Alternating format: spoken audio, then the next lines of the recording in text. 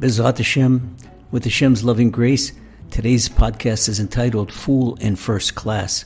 Hopefully, it will help us evaluate our priorities in life. Let's begin with a parable about the town fool. He overheard other people in the synagogue talking about their vacation plans.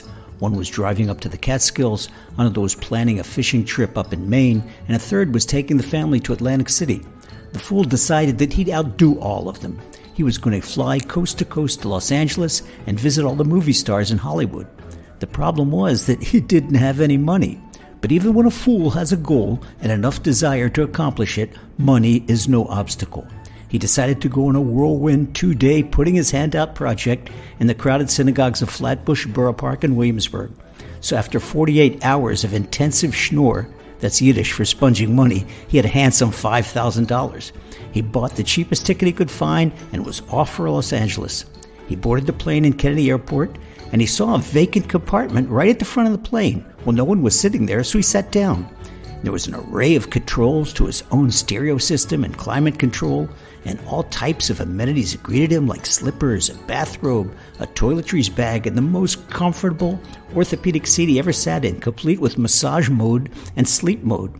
Well, half hour later, the plane took off, and more treats and surprises were yet to come. The stewardess served him the complimentary beverage of his choice, and he ordered imported beer that he could never afford to drink at home.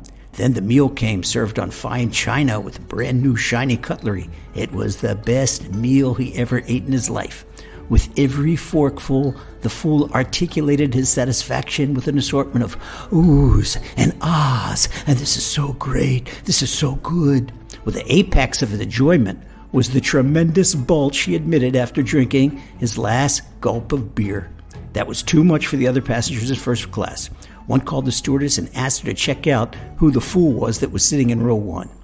"Sir," the stewardess asked politely, "may I please see your ticket?" "Oh, no problem," answered the fool, pulling the ticket out of his shirt pocket. "I'm sorry, sir. Your ticket is for tourist class. That's at the back of the plane. You must move back there right now. The people here in first class paid 4 times more than what you did for your ticket." Well, the fool looked at his watch. L.A. was still 3 hours away, and he certainly didn't want to forfeit this luxury. So he figured he'd take some of the money that he planned to use for expenses in Hollywood, and he'd upgrade his ticket right now. "Well, tell me how much I owe you," the fool said, pulling out his wallet and showing the stewardess that he did have money. "Well, I'm sorry," replied the stewardess. "You can't pay for a first-class ticket up in the sky. You can only pay for it on the ground."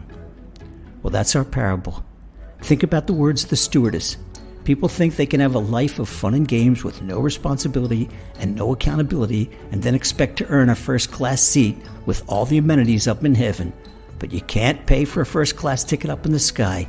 You can only pay for it with your good deeds and an upright life down here on the ground. Remember that all year long, and especially when preparing for the high holidays. Meanwhile, God bless for a safe journey to your destination.